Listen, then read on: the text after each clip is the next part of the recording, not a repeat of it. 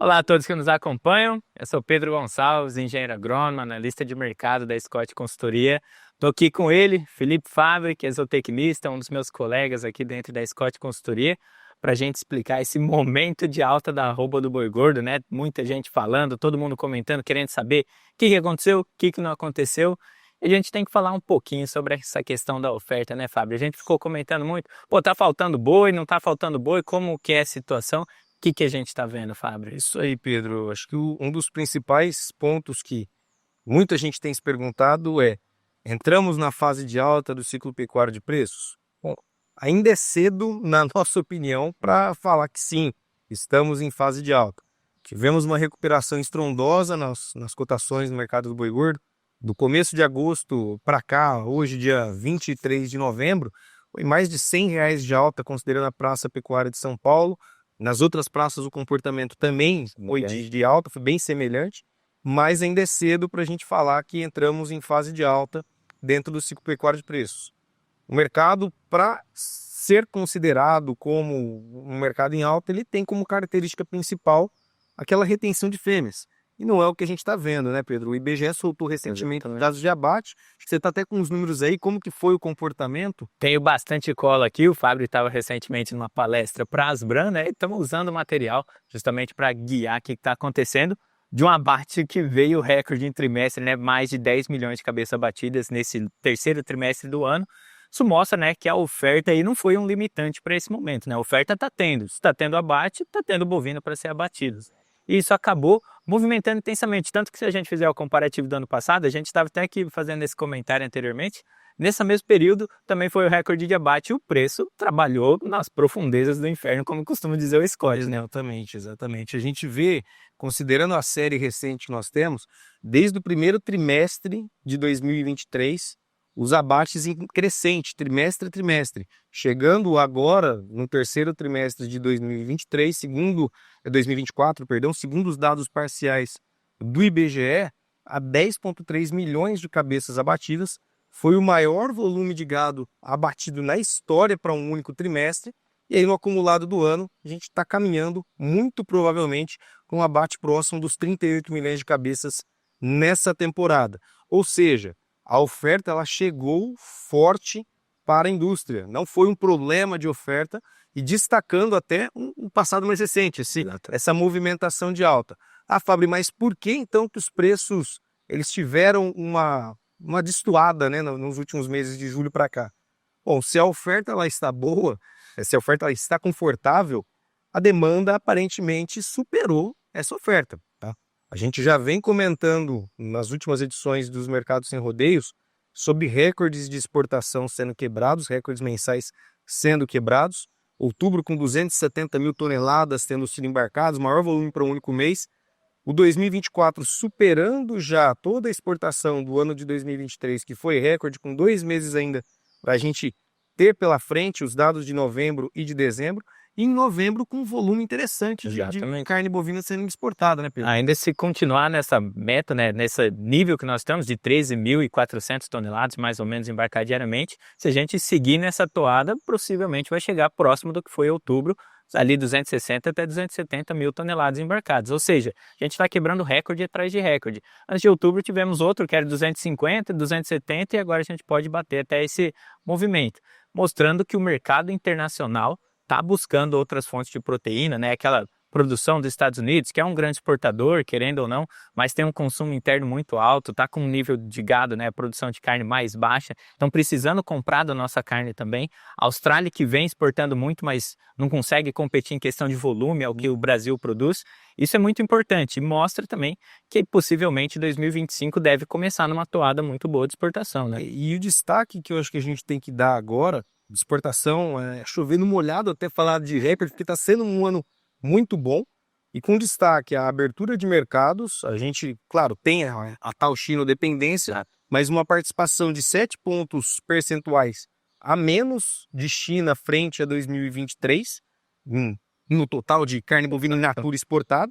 Estados Unidos participando mais, Emirados Árabes Unidos participando bem mais também nas compras, Chile, enfim, outros mercados mais atuando, o Brasil ganhando relevância lá fora, ganhando mais market share, e para 2025 há essa expectativa.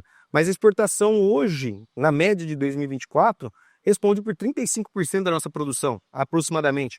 Entre 30% a 40% agora, dependendo dos momentos no ano, a gente vê a exportação participando aí no meio do processo. Então o mercado interno ele também teve um papel muito importante nesse ano de 2024. Que papel foi esse? O de conseguir escoar o excedente de produção. Tá? Exatamente. Os preços no atacado de carne bovina, a gente trouxe uma colinha aqui interessante a respeito da toada entre o boi, o frango e o suíno. A gente viu um mercado atacadista de carne, pegando a referência de São Paulo, com os preços do dianteiro avulso, que é um corte mais em conta, que acaba derivando ali os preços no varejo, os cortes no varejo mais populares, né, mais baratos à população brasileira, com uma relação de troca, ou seja, a quantidade de quilos de carne suína e de carne de frango que eu compro no atacado em 2024, mais vantajosa frente à carne bovina, tá?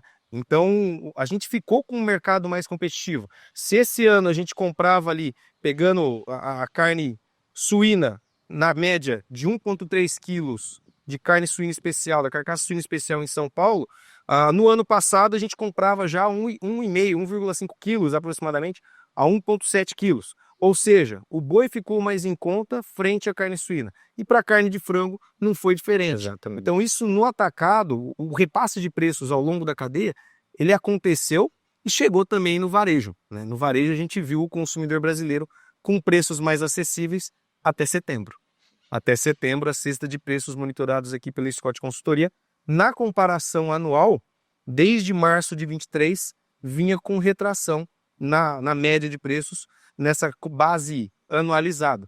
E agora, de setembro até novembro, essa média no varejo já começou a subir. A gente vai precisar entender como isso vai impactar os preços no mercado doméstico. Exatamente, né? O preço subindo aí desde junho, né? A gente comentando, subiu um pouco mais de R$ 100, isso na referência de São Paulo. Então são altas acumuladas que devem chegar aí no consumidor, logo menos, logo mais, devem impactar o nosso consumo no Natal, né? Provavelmente a gente não vai ter aquele filezinho mignon ali no molho madeira, né? Que costuma ter, mas as carnes suínas de frango, que também vem em recorde de produção, né? Todas as carnes estão vindo em recorde de produção 2024 e também recorde de exportação.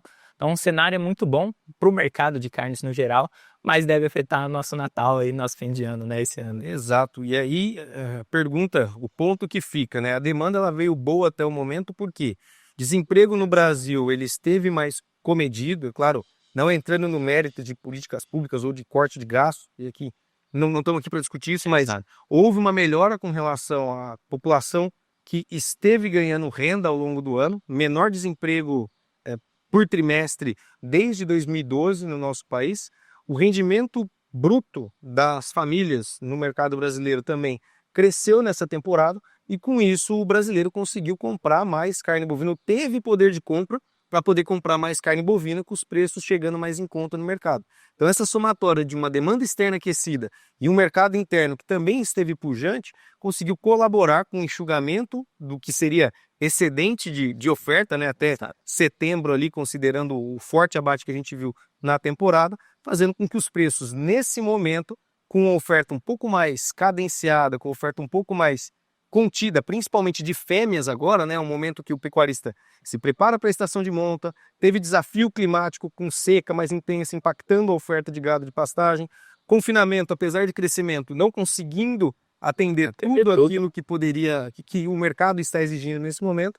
Então, a gente está assistindo essa retomada de preços, mas não necessariamente com uma virada de fase dentro do ciclo pecuário. Então, é o ponto aí que eu acho que a gente Exatamente, tem que muita calma ainda. Por mais que a reposição veio em alta nesses últimos momentos, né? Até uma alta expressiva, mas ainda é muito cedo para falar de virada de ciclo, né? Muito cuidado com essa movimentação. Todo mundo falando, o preço está alto, então virou o ciclo. Não é bem assim que funciona a moeda, né? A gente está num momento de transição na nossa interpretação e virada mesmo a partir do segundo semestre de 2025, com um movimento mais caracterizado. Claro que vai depender agora dos abates de fêmeas no primeiro trimestre do próximo ano, principalmente. Essa alta na reposição pode estimular o pecuarista a reter um pouquinho mais de fêmeas nesse último trimestre e no primeiro trimestre de 2025, mas considerando o volume de gado abatido nessa temporada e a participação de fêmeas, não dá para a gente falar ainda que entramos em fase de alta. O que está acontecendo é que a demanda ela foi muito acima do que a oferta nessa temporada, e agora, por uma conjuntura de outros fatores que vêm aí relacionados ao clima, a questão também de demora de chegada de animais terminados para o mercado, deram sustentação aos preços nesses últimos 3 meses. A expectativa é que isso se mantenha, mas talvez com uma atuada não tão intensa para a virada do ano, até por conta de uma conjuntura de demanda mais enfraquecida nesse cenário, não de oferta. Os impostos, começo de ano ali, acaba impactando bastante o nosso consumo interno, né? Tem toda uma série de fatores, matrícula, escola, etc. Tudo que você acaba pagando, as contas aí nesse começo de ano, impacta bastante. Final de ano deve ser movimentado, mas deve começar o ano ali um pouquinho mais devagar, talvez com uma demanda externa um pouco acelerada, por causa dos Estados Unidos principalmente, né? Que acaba uma janela aí de exportação para eles que precisam bastante, né? Um consumo muito grande, uma produção que vem embaixo. A China também vem comprando bastante, mas o consumo interno deve dar uma segurada ali, não deve vir tão quente, né? Exato. Acho que essa é a interpretação. Primeiro trimestre de 25, muito provavelmente a gente veja um mercado interno mais fraco e o mercado externo sendo aí um fator de preços talvez mais sustentados, não no atual patamar que a gente tem. Quando a gente olha na B3, o comportamento no mercado futuro de uma expectativa de preços um pouco mais frouxos, mas mais frouxos quanto? R$320 por arroba para maio. Ainda acima dos 300, né? Acima dos 300, até porque a oferta ela deve vir mais cadenciada, apesar de uma demanda talvez mais morosa no mercado doméstico. Mas enfim, é papo para outro mercado sem rodeios, né, Pedro? Exatamente, tem muita coisa para falar, muita coisa para a gente interpretar ainda. Acredito que a gente tenha falado tudo, né, que aconteceu nessa movimentação de alta, né? Então, quiser saber mais informações, nossas redes sociais, @Scott Consultoria, em todas as redes que você colocar, vai ter informação nossa e nosso portal também, scottconsultoria.com.br. É isso aí, pessoal. Muito obrigado a todos e até a próxima.